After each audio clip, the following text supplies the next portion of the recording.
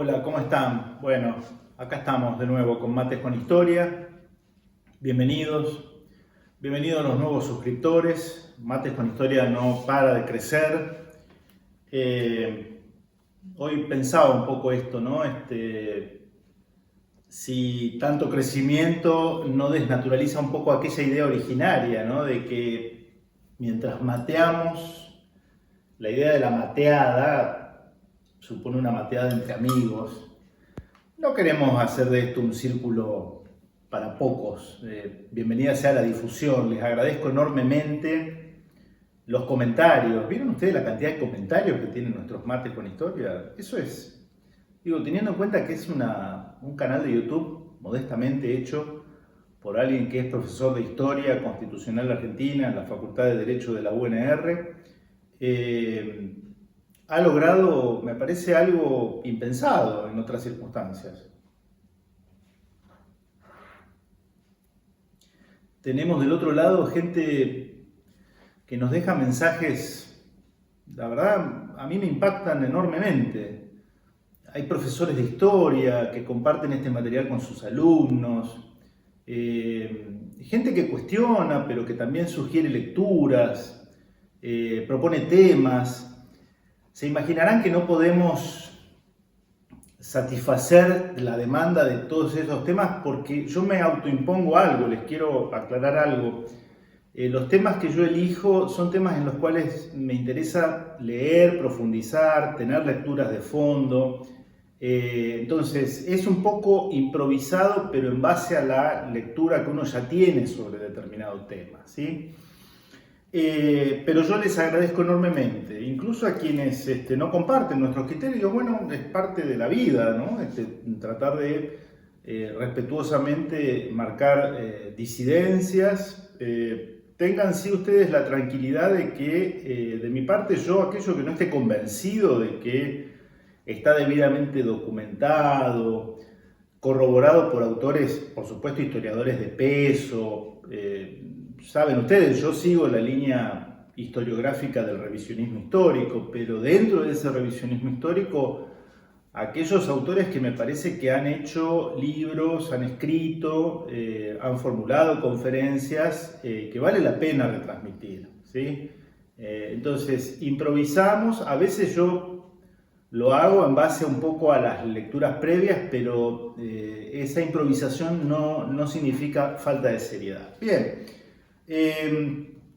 vamos a ver si podemos congeniar, porque este Mates con Historia, les prometo, vamos a ver si logro cumplir este objetivo, vincula claramente la historia con el presente, en el sentido de que la historia debe enseñarnos a los argentinos a cómo actuar en el hoy.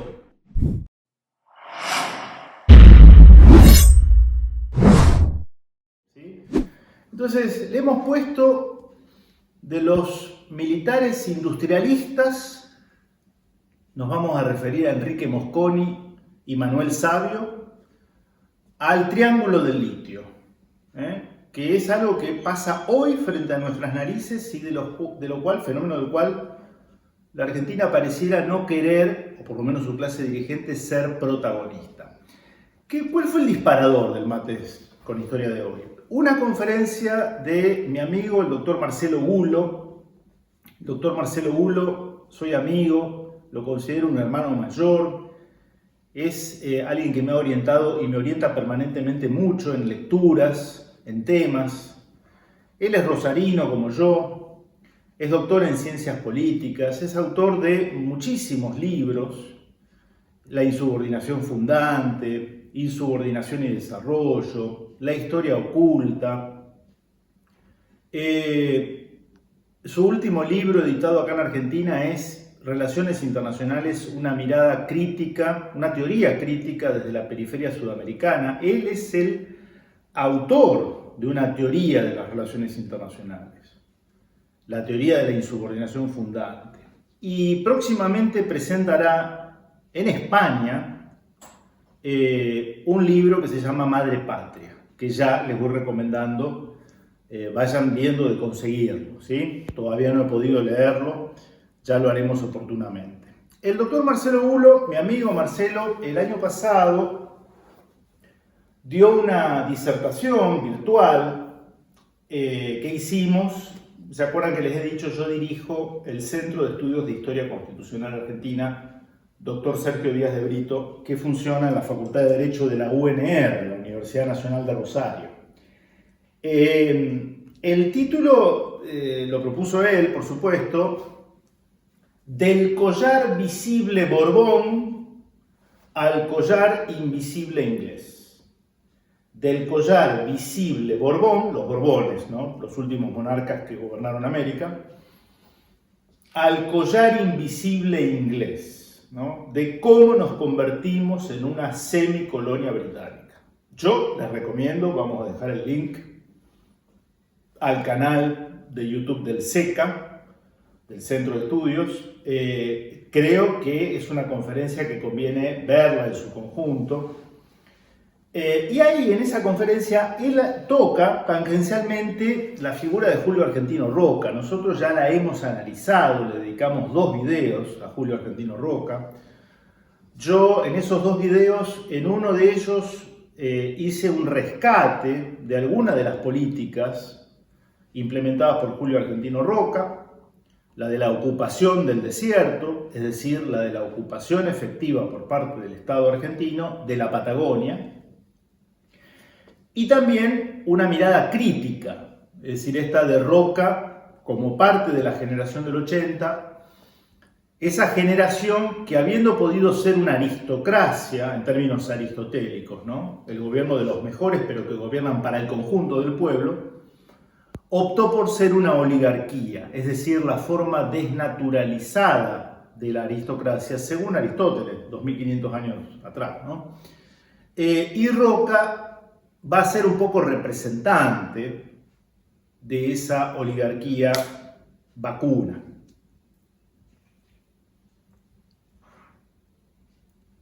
Ahora bien, Marcelo Bulo apuntó algo muy interesante acerca de la figura de Julio Argentino Roca, que es que, si bien él nos entrega en términos económicos al Imperio Británico y convierte a la Argentina en un país solo agroexportador, cuando teníamos todas las condiciones para convertirnos, como Estados Unidos en el norte, en una potencia industrial, Marcelo rescata la figura de Roca en algo que me parece un punto interesante. Yo no he encontrado bibliografía específica sobre esto que les voy a decir. Él, pudiendo haber traído instructores británicos para que fueran los profesores en la escuela militar, en el Colegio Militar de la Nación, es decir, la escuela donde se forman los militares profesionales argentinos, Roca tiene una actitud llamativa. Y uno yo no me puse nunca a pensar en esto. Él trae instructores prusianos. Prusia, es decir, en fines del siglo XIX, estaba haciendo su insubordinación fundante frente al poder británico. Esto para entender que también nosotros no nos metemos a cada tanto contra Gran Bretaña porque es una obsesión de los nacionalistas argentinos. No, Gran Bretaña era el imperio a todo nivel del siglo XIX y trataba de tener subordinados a varios pueblos, los sudamericanos por supuesto, pero también a pueblos europeos. Alemania, luego de la obra de reunificación que hace el canciller prusiano Otto von Bismarck, hace su proceso de insubordinación fundante, es decir, plantea resistencias a la subordinación, sobre todo cultural, que venía de Gran Bretaña. Y acá es donde entra este elemento discordante en la figura de Julio Argentino Roca, que es que él trae instructores militares prusianos, es decir, los profesores de futuras camadas de militares argentinos habrán de ser prusianos, ¿no? Y esto es lo que quizá explique que luego, décadas después, tengamos 2 militares como Enrique Mosconi y Manuel Savio. Nombro los 2 más conocidos, pero hubo muchos, que formados en ese colegio militar de la nación de fines del siglo XIX, comienzos del siglo XX, van a ser protagonistas de procesos de industrialización en dos elementos importantísimos en el siglo XX. Enrique Mosconi va a ser el primer director de YPF, Yacimientos Petrolíferos Fiscales, la empresa estatal dedicada a la exploración, explotación, comercialización de los hidrocarburos, básicamente el petróleo, saben ustedes, el hallazgo de petróleo en Comodoro Rivadavia y sus cercanías.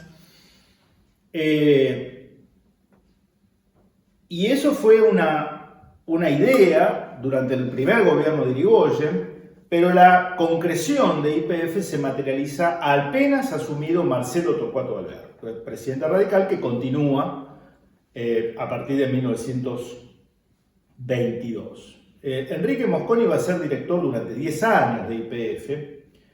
Él tiene frases muy lapidarias respecto de lo que es la posibilidad de abrir el mercado de hidrocarburos argentinos a compañías extranjeras.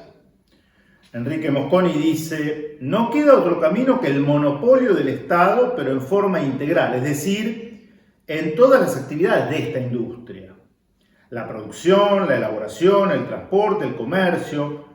Sin monopolio del petróleo es difícil, diré más, es imposible para un organismo del Estado vencer en la lucha comercial las organizaciones del capital privado. Enrique Mosconi, el padre del petróleo argentino, ¿sí? Resulta inexplicable la existencia de ciudadanos que quieran enajenar, presten esto atención porque se vincula a nuestro 2021, no con el petróleo, sino con el litio. Resulta inexplicable la existencia de ciudadanos que quieran enajenar nuestros depósitos de petróleo, acordando concesiones de exploración y explotación al capital extranjero para favorecer a este con las crecidas ganancias que de tal actividad se obtiene, en lugar de reservar en absoluto tales beneficios para acrecentar el bienestar moral y material del pueblo argentino. Porque entregar nuestro petróleo es como entregar nuestra bandera. La obra de Enrique Mosconi trasciende las fronteras argentinas. Incluso hay allí un espíritu americanista de Mosconi, ¿no? ¿Qué profesor de historia habrá tenido don Enrique, no? Porque reuniéndose con el ministro de Industria y Energía del Uruguay en 1929, le comenta el desarrollo de YPF y en 1931 el Uruguay crea la ANCAP, es decir, la Compañía Estatal Uruguaya de Comercialización de los Hidrocarburos, las parafinas, el cemento Portland, etc., ¿no? Surgen en base al modelo de YPF Argentina, YPFB, Yacimientos Petrolíferos Fiscales Bolivianos. Bolivia va a tener un boom de la explotación del petróleo. Y también se rastrea en la obra, en el ejemplo de YPF, lo que hoy conocemos como Petrobras, es decir, la empresa estatal brasilera encargada de la exploración y explotación del petróleo en ese gran país sudamericano. Manuel Savio, otro de estos militares, la misma impronta que Enrique Mosconi, de formación.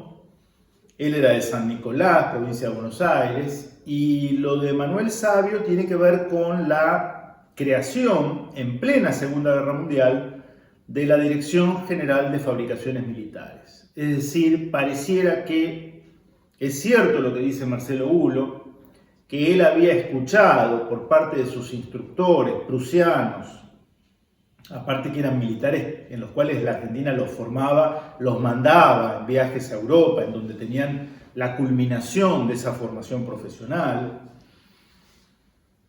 Parece que a Manuel Savio le caló muy hondo esto de que ustedes como militares, para tener armamentos, primero tienen que tener industria para poder fabricar los propios armamentos. Y de allí surge la idea que impulsa a Manuel Savio de formar la Dirección General de Fabricaciones Militares, es decir, una fábrica estatal de municiones y armamentos, Y esto es interesante porque el decreto creando la Dirección General de Fabricaciones Militares lo firma el presidente Roberto Marcelino Ortiz en 1941, de extracción radical anti-irigoyenista. Va a continuar cuando muere Ortiz y asume Ramón Castillo, de extracción conservadora. Y por supuesto, con el advenimiento de la revolución del 4 de junio de 1943, liderada por el GOU, los gobiernos de esa revolución y el gobierno del general Perón claramente comparte esta visión, ¿no? de que no puede ser que tengamos yacimientos de hierro y no tengamos acerías y siderurgia, ¿no? Es curioso, Manuel Sabio inaugura los altos hornos Zapla en Jujuy. Es decir, fíjense aparte el criterio, ¿no? Es decir, los altos hornos, las fábricas de acero, tenían un criterio hasta federal, diríamos, ¿no? Se instala una fábrica en la provincia de Jujuy. ¿Por qué? Porque estaba en las proximidades de los yacimientos ferrosos. Inaugura los altos hornos Zapla pocos días antes de que Perón fuera detenido, conducido a la isla Martín García, y luego se produce el 17 de octubre. Esto se profundiza, el desarrollo de la industria pesada, e incluso luego de la caída de Perón, fue tal el impulso de industrializar nuestros recursos naturales, de salir del corset de un modelo solo agroexportador, que incluso gobiernos que sucedieron al del peronismo van a dar el broche de oro a lo que es la fábrica Somisa, ¿no? Sociedad Mixta Siderurgia Argentina, ¿no? Que está instalada allí en su San Nicolás natal.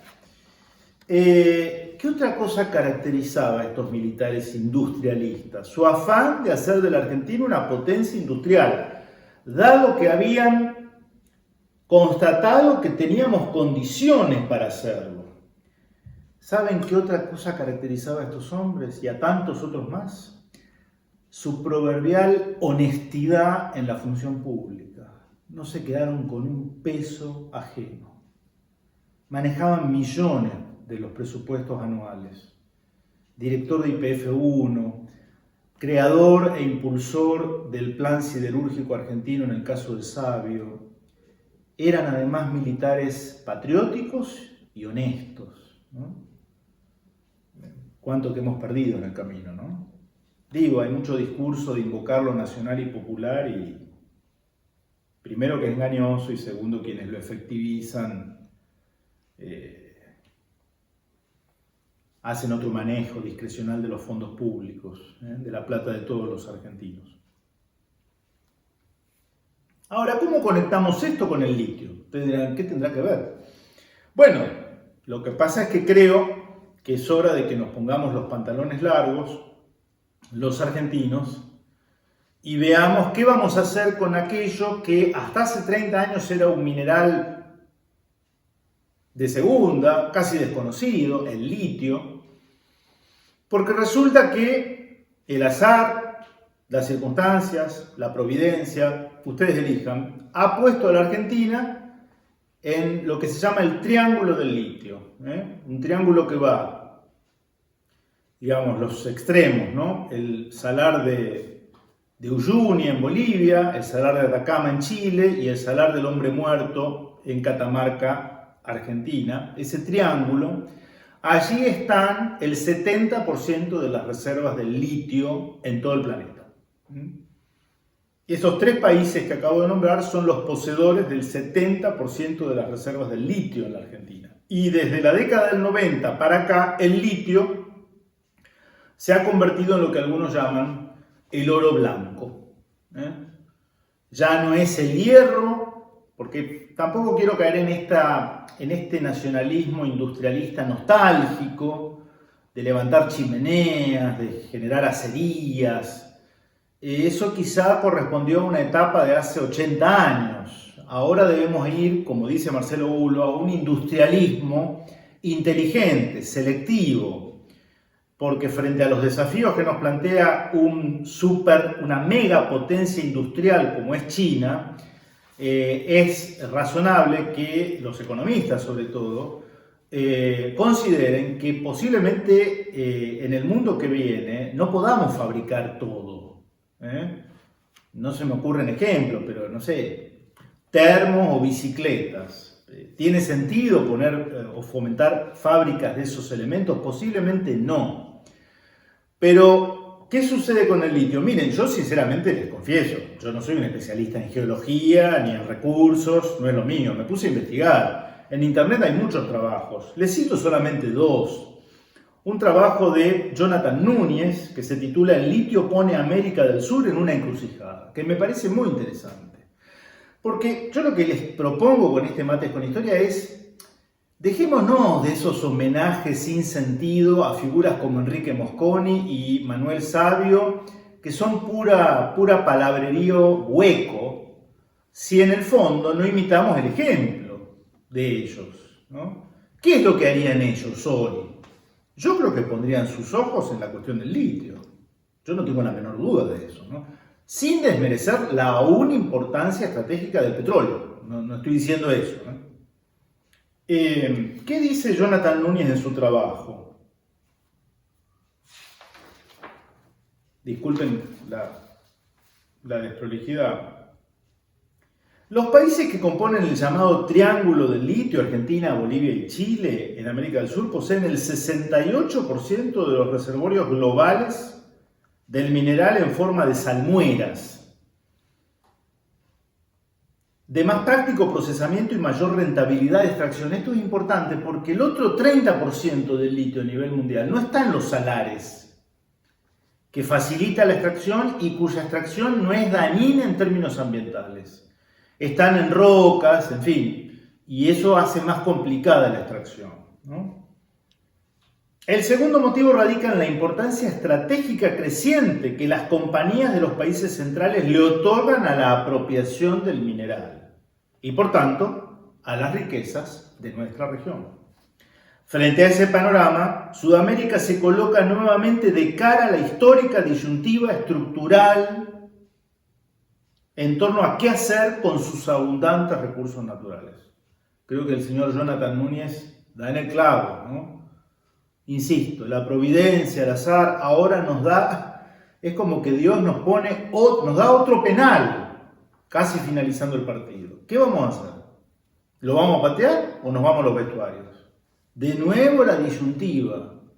Estamos sobre un recurso natural que ahora en el mundo es estratégico, como lo fue el caucho, como lo fue el petróleo, en fin.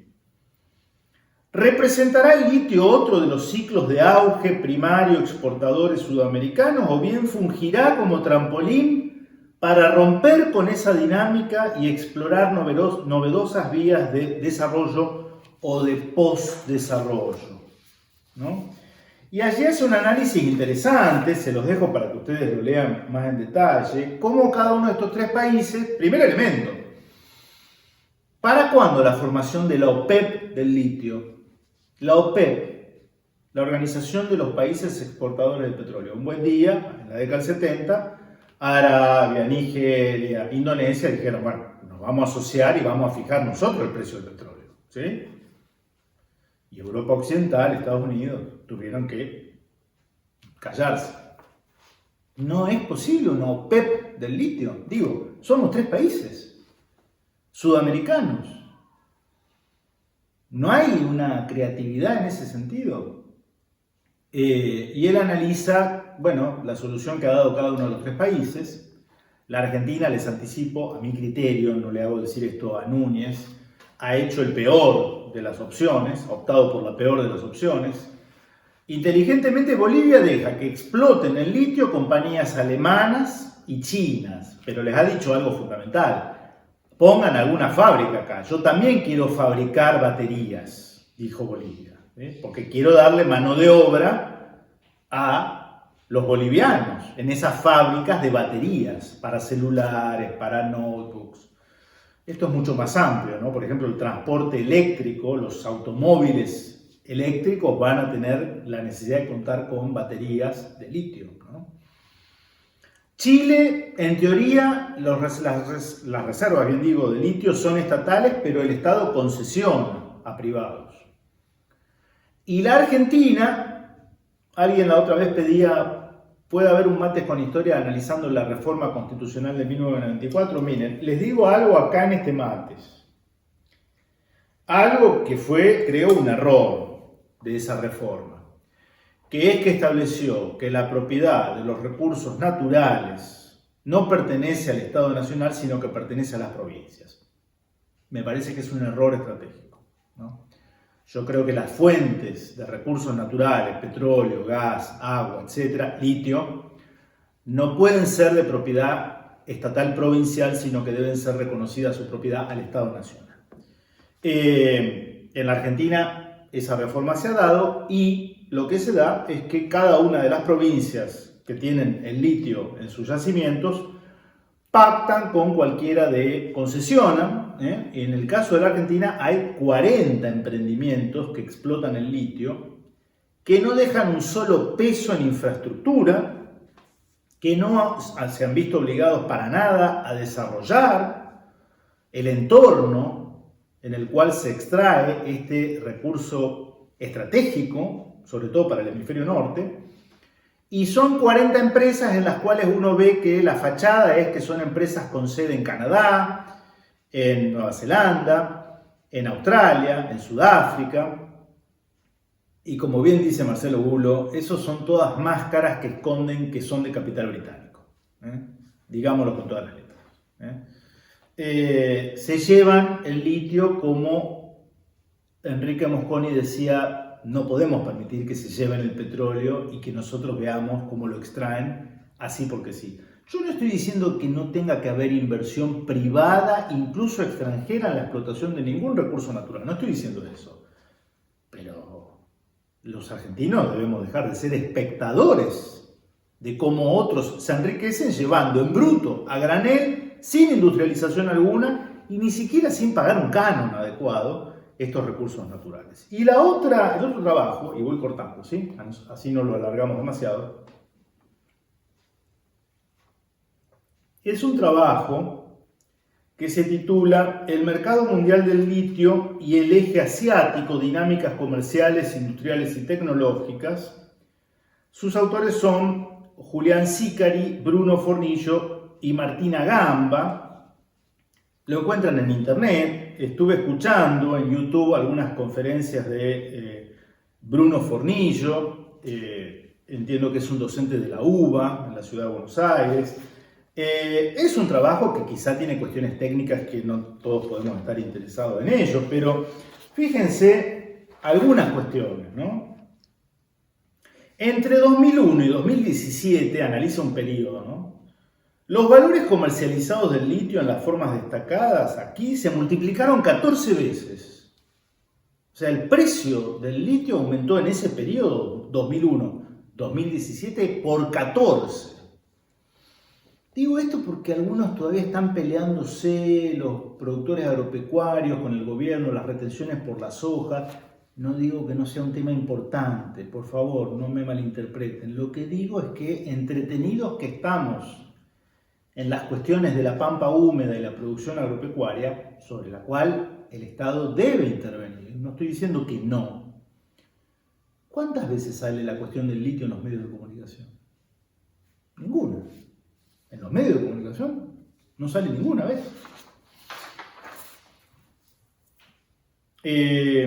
Un aspecto del análisis se refiere al crecimiento de Argentina como exportador mundial, ya que dicho país, o sea nosotros, pasó de tener una participación de apenas 1,18% del mercado mundial en 2002 a cubrir el 19,54% en 2016.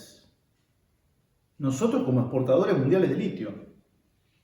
Es decir, su capacidad como país exportador creció a una velocidad todavía más alta que la del mercado en general, convirtiéndose en el segundo exportador mundial, aunque todavía lejos de Chile. Y acá algo bien interesante, que dicen, reitero, ¿no? ¿Quiénes son los autores?